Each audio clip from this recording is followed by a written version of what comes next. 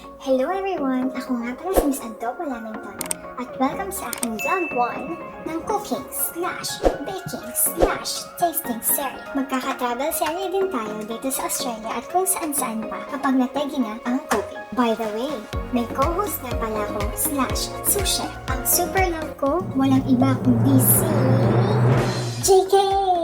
Sa ilalim ng puting ilaw. Ay, mali. Ulitin natin.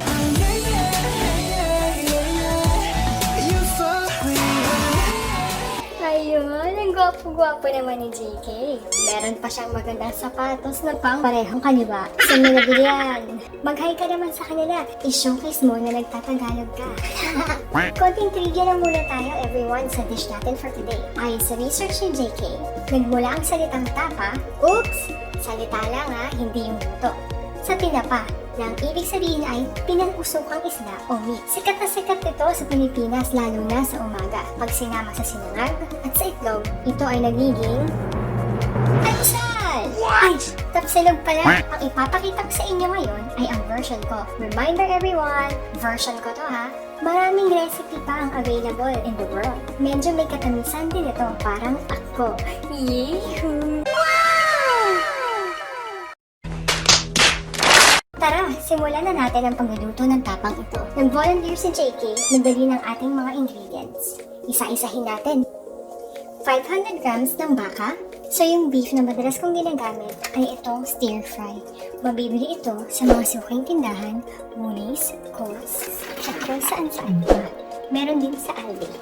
So kung makikita nyo, expired na. Siyempre hindi, dito sa Australia, August pa yan. Pag napanood nyo to, December. Madugo-dugo pa yan. 1/4 cup ng toyo. Oh, JK, bakit hinarap mo tong aso sa'yo? Anong problema? Okay ka lang ba? Gusto mo din ng dog. Sige, pag marami na siguro tayong views. Sige, promise. 1/4 cup brown sugar, 5 keme ng garlic na tinadtad. Flashback. Ito nga, ang tip para sa mga bagong nagluluto, dapat sapok-sapok ng garlic para madali siyang mabalatan. Hula! Ang bilis na yung balak ng garlic. End of flashback. Meanwhile, 1 tablespoon ng pepper. Mas maganda kung kakagrind lang. Sosyal, di ba? Pero home brand yan. So bumili kayo nito, medyo mura lang naman siya. 1 teaspoon ng suka. Hindi nyo makita no, pero may suka yan. Ito naman, mga optional ingredients lang. Half teaspoon ng chili. Depende sa inyo kung gaano kaanghang gusto nyo. Tapos, meron tayong 1 tablespoon ng sesame oil. Secret yan. Mamaya ilalagay din natin yan. Bago ko makalimutan, mahalaga ito. 3 cup ng tubig. Ito na lahat ng kailangan natin, everyone. Ready na tayong magluto. Tumutok kayong mabuti dahil ito na ang pinakamahirap na step. Huminga kayong malalim. Paghaluin lahat. Ang hirap, no? Except lang sa sesame oil. Mamaya pa natin to ilalagay, ha? Itabi niyo muna. Let the games begin!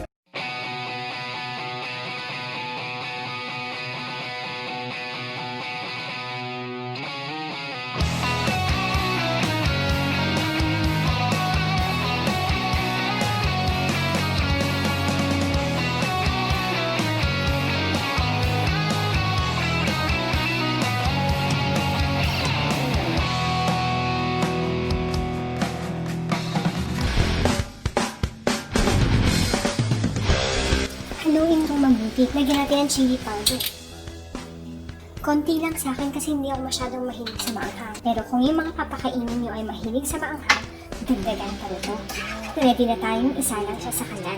a few inches later. Isalang lang ito sa medium heat. Medium lang ha, huwag high, huwag niyong sunugin ito. Tapos ang gagawin natin ay mag-aantay tayo ng walang hanggan. Ang aim natin ay mag-antay tayo hanggang matuyo siya. A few moments later. So everyone, bantayan lang yung niluluto nyo. Paminsan-minsan haluin din para hindi masunog ang ilalim. Kung makikita nyo, bumababa na yung tubig. Dito sa gas stove ko, usually mga 40 minutes to 50 minutes tsaka siya matutuyo. So depende yan sa gas stove nyo. 2,000 years later. Ayan everyone, kung makita natin, medyo natutuyo na siya. Siguro mga 2 years pa, okay na yan. Kung makikita nyo, nakapag-garlic rice na tayo.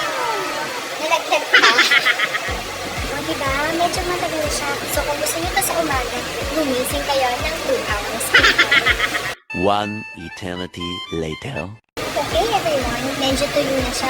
Ito na ang punto na ilalagay niyo ang sesame oil. Simutin natin. Sayang. Gutom na ako. Teka, bakit yung garlic rice na bawasan? JK! Kumain ka na ba nito?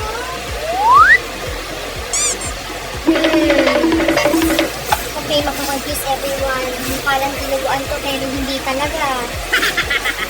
Nagbubuo-buo na yung kasukal niya. Namimikit ang sarap. Wow! Kayong bahala kung gusto nyo medyo tostado pa ng konti. Halu-haluin nyo lang hanggang sa makita nyo yung consistency na gusto nyo. Ayan! Ang sarap nito! Eventually. Ayan, ito na yung tapa natin. JK, parang kulang tong presentation natin sa tapa. Tama ka, JK. Sige nga, budburan nga natin ang garlic to. Parang kulang pa rin, di ba? Alam ko na, kuha ka kaya ng dahon dun sa labas. A few moments later.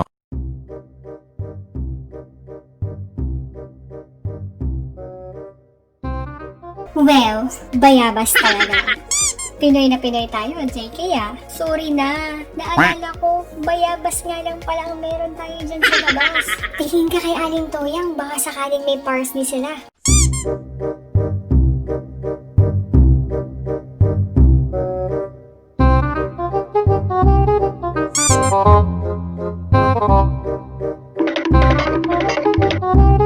A few moments later. Yun!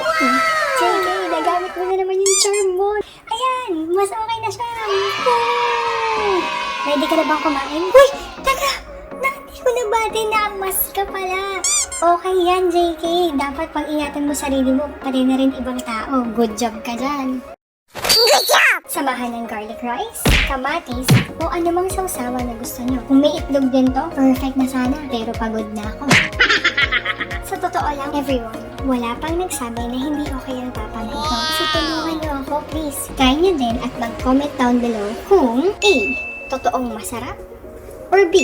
Nahihiya lang silang sabihin na hindi ako marunong magluto. Till next cooking/baking/tasting. Kung nagustuhan nyo ang handog namin, hit like and subscribe na din. Mag-ingat and maghasik ng good vibes sa mundo, everyone. This is Miss Adobo Lamington and JK signing out.